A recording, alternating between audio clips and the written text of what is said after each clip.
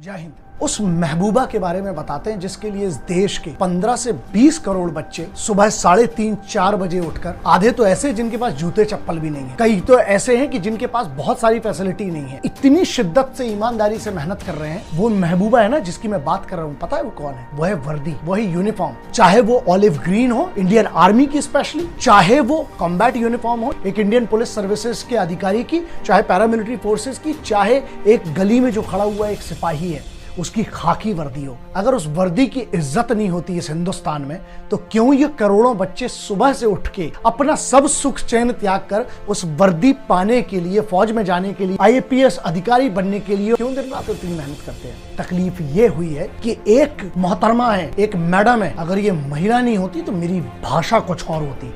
लेकिन ये मेरे संस्कार हैं, ये मेरी अपब्रिंगिंग है कि मैं आपकी भी बेइज्जती नहीं करना चाहता हूं। को पता भी है वो वर्दी क्या होती है? वो बूढ़े माँ बाप से पूछिए, कभी तो उन बच्चों से पूछिए, उस विधवा से पूछिए जिसके पति की वो वर्दी उसको दी गई है जब वो शहीद होकर उसकी लाश आई थी। मैं फौजी नहीं हूं, लेकिन मुझे पता है जिस बैकग्राउंड से आता हूं, मैं जिस घर से आता हूं, बहुत खून देखा, बहुत लाशें देखी, बहुत वर्दी और बहुत काम किया है इनके साथ। मुझे पता है कि वो इमोशन क्या होता है इस वर्दी के लिए। आप उसको तार-तार कर रही हैं और एक वेब सीरीज में आपने इतनी नग्नता, इतनी भद्दी चीज दिखाई जिसको मैं खुलकर बोल भी नहीं सकता हूं। मैंने नहीं देखी वो, लेकिन जब मुझे उसके बारे में जानकारी पता चली, जो स्क्रीनशॉट्स जब मैंने पढ़ा, मुझे इतना गुस्सा था मैडम। लेकिन बात वही है ना कि आप एक महिला हैं और शायद आप पता नहीं ये कौन से कर्म काम आ गए कि जहां मेरी जुबान और मेरा एक्शन बंधा हुआ है। इसमें दो एंगल हैं, ठीक है?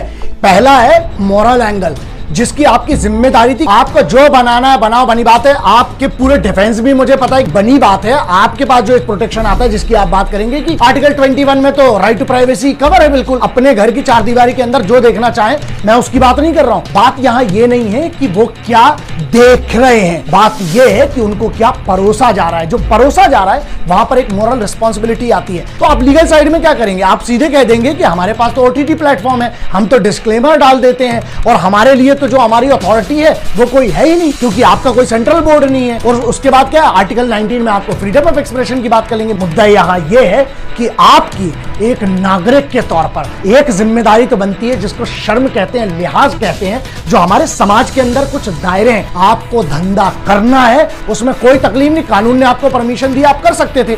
अरे लेकिन धंधे को इतना गंदा तो मत करो जहां तुम धंधे के नाम पर तो ऑफिसर्स की जो बीबियां हैं, जो उनकी बहन बेटियां हैं, तुम उनका अपमान कर रहे हो और एट द सेम टाइम तुम उस वर्दी का अपमान कर रहे हो। शायद आप कभी समझ भी नहीं सकते वो बात। असल में पता है तुमने क्या किया? तुमने वो कर दिया जो चाइना इतने साल से कोशिश कर रहा है वो नहीं कर पाया, जो पाकिस्तान नहीं कर पाया, जो आतंकवादी संगठन नहीं कर पाए ना, वो तुम जैसे लोगों ने यहां बैठकर कर दिया। तुमने उन आर्म्ड फोर्सेस की जो सबसे बड़ी इज्जत होती है, एक तो वर्दी और दूसरे उनके घर की इज्जत होती है यार, जो तुम्हारी माँ बहनों के लिए वहां रक्षा कर रहे हैं, तुमने उनकी माँ बहनों के चरित्र पर सवाल उठा दिया और तुमने उनकी वर्दी, जिसको माँ के बराबर माना जाता है, उस यूनिफॉर्म को तुमने उसका अपमान कर दिया। तुमने एक ऐसी गंदगी दिखाई कि मान लीजिए जो आज आर्म्ड फोर्सेस का व्यक्ति वहां पर है, मतलब उसके पीठ पीछे उनके घर में क्या हो रहा है। अगर कल किसी फौजी की बेटी, बीबी, बहन के ऊपर अगर कोई बुरी नजर उठाता है ना, जिम्मेदार आप हो इसके। वहां पर उनका घर का सदस्य, वो तो आपकी सुरक्षा के लिए बॉर्डर पे था, या आज इस कोरोना जैसे महामारी में इंडियन पुलिस सर्विसेज के ऑफिसर्स हैं, पुलिस फोर्सेज के हैं, वो तो आपकी सुरक्षा में लगे। उनके घर में पीठ पीछे जो आपने एक अपमान किया है, यह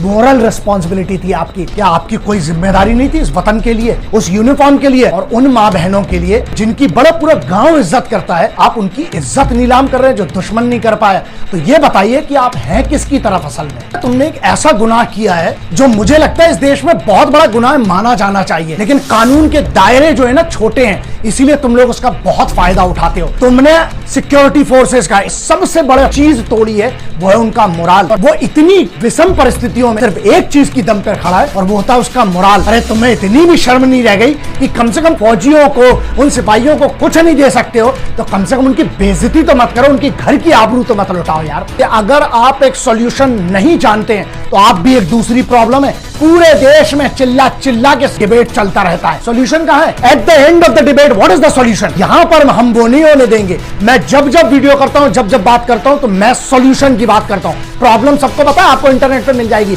सॉल्यूशन कोई नहीं बताता है, अपना सिर्फ एक एजेंडा रखते हैं। लेकिन सॉल्यूशन क्या है? सॉल्यूशन दो ना। अगर इस मुद्दे की बात करूं, बहुत क्लियर है। तुम आर्टिकल 19 का सहारा लेके देश में कोई भी कुछ भी बोलता है और आखिरी में क्या है, छुप जाता है आर्टिकल 19 के पीछे जाके। नहीं, हमारा तो संवैधानिक अधिकार है, फ्रीडम ऑफ एक्सप्रेशन। लेकिन अब अमेंडमेंट होना चाहिए और पार्लियामेंट को एक नया अमेंडमेंट करके एक लक्ष्मण रेखा बहुत क्लियरली खींचना पड़ेगी। आपको एक दायरा निर्धारित करना पड़ेगा कि अगर आपने, चाहे वो कोई भी हो, चाहे वो कितने भी बड़े बाप की औलाद हो, अगर आपने ये लाइन क्रॉस की है, आपको इसके लिए पनिशमेंट मिलना चाहिए। तो उसके लिए नया लॉ बनाना पड़ेगा आपको। तीन चीजें, नेशनल सिक्योरिटी, सोवरेनिटी और इंटेग्रिटी, इस देश की अखंडता, ये तीन चीजों के अलावा तुम्हें जहां धंधा करना है, जो करना है, अबे कम से कम इसको तो छोड़ो यार। ये सबसे इंपॉर्टेंट मूलभूत है। आर्टिकल 19 में अमेंडमेंट करना पड़ेगा। लोगों के दिल में जब तक ये दहशत नहीं होगी कि अगर हमने लक्ष्मण रेखा ना की तो हमें आजीवन कारावास हो। यार आप लोगों को एक चीज समझना चाहिए कि जब जब अगर देश की, अगर भारत की आंतरिक सुरक्षा की बात हो, चाहे हिंदू मुस्लिम एकता की बात हो,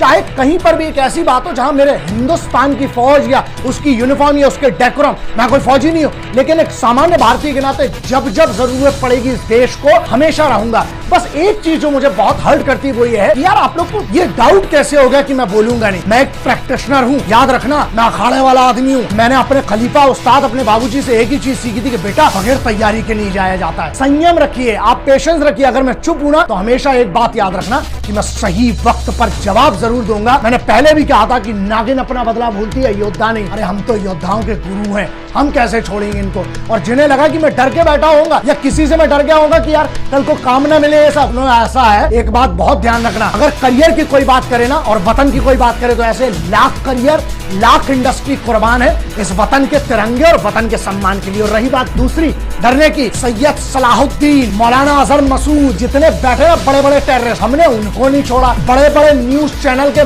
मालिकों और बड़े बड़े न्यूज चैनल ग्रुप, बड़े बड़े नेताओं को हमने नहीं छोड़ा। जब वतन की बात है मैंने छोड़ा आज तक किसी को?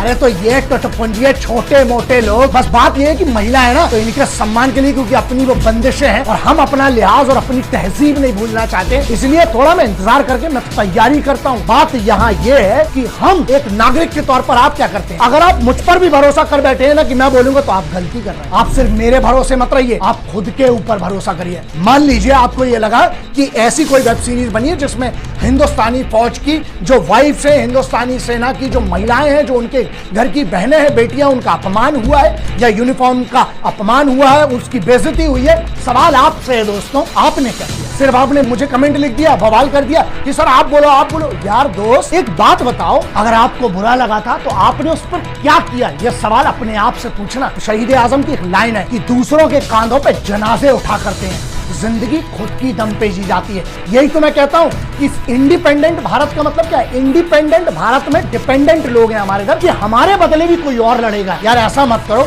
इस देश को अगर हमें महान बनाना है ना तो उसके लिए कम से कम खुद की जिम्मेदारी तो लेना सीख लो। बहुत सारे लोग ये सोच रहे हैं कि फौज के लिए कंप्लेन कर लेंगे, फौज की तरफ से डिफेमेशन कर देंगे। ऐसा है, हिंदुस्तानी फौज के बाद इतनी कुव्वत है, अगर वो चाहे लेती ना तो मिलिट्री पुलिस है, चाहे बहुत सारी ऐसी यूनिट्स है, इनका खानदान कब का गायब हो चुका होता। लेकिन नहीं, कानून के दायरे हैं, वो तो अपने नियमों का पालन कर रहे हैं, वो तो अपनी ड्यूटीज बहुत अच्छे से निभा रहे हैं। लेकिन नागरिकों के तौर पर क्या हम लोग फेल नहीं हुए? भारत का जो आम आदमी है, भारत के जो सभी लोग हैं या जो क्रिएटिव लोग भी हैं, क्या उनका अपमान नहीं किया? कि उनकी बेइज्जती नहीं कर दी इन लोगों ने? जो इतने सारे लाखों करोड़ों लोग जो कहते हैं कि सर आपको हम बहुत मानते हैं, आप मुझे मत मानो, मुझे कोई फर्क नहीं पड़ता, तिरंगे को मानो, भारत के कानून को मानो, इसकी अखंडता को मानो। और अगर तुम्हें बुरा लगा है ना तो एक काम करो, जरा इन लोगों को भारत भ्रमण करवाओ, जाओ अपने पास के थाने में, एप्लीकेशन मत देना, FIR करवाना। अगर इनके ऊपर 50 FIR हो गई ना पूरे हिंदुस्तान के अंदर, जब इनको घूमना पड़ेगा, इनकी जूतियां जब घिसेंगी, तब इनको समझ में आएगा कि इनने अपमान किया है किसका? उस चीज का जिसको सब बहुत दिल से इज्जत करते हैं, प्यार करते हैं, वो है हमारी armed forces, paramilitary forces, Indian police services और पुलिस की जो नौकरी करने वाले लोग हैं उनका। और दूसरा एक सबसे बड़ी चीज है, मेरा फाइनल सॉल्यूशन इन लोगों पर जो ये वेब सीरीज बनाने वाले हो, इसकी कास्ट पर, इनमें जितने भी लोग जितने भी लेयर में इन्वॉल्व है, इन लोगों पर राष्ट्रद्रोह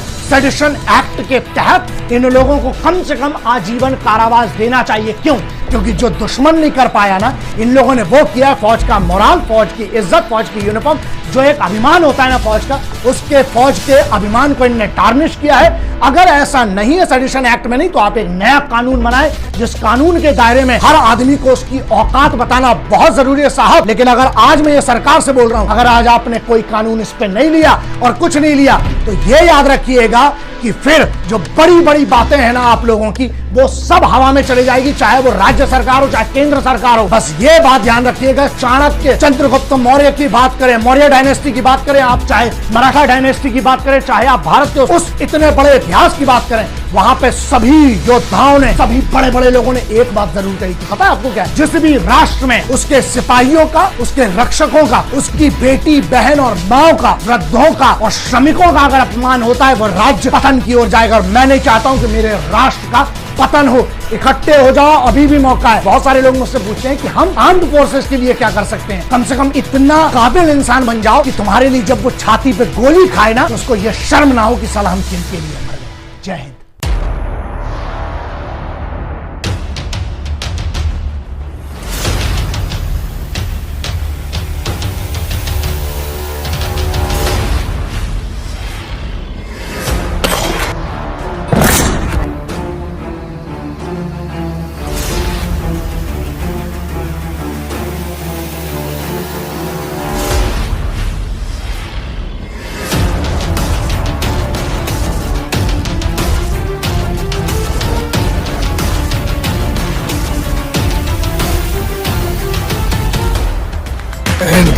वंदे मातरम, इनकलाब जिंदाबाद, भारत माता की जय।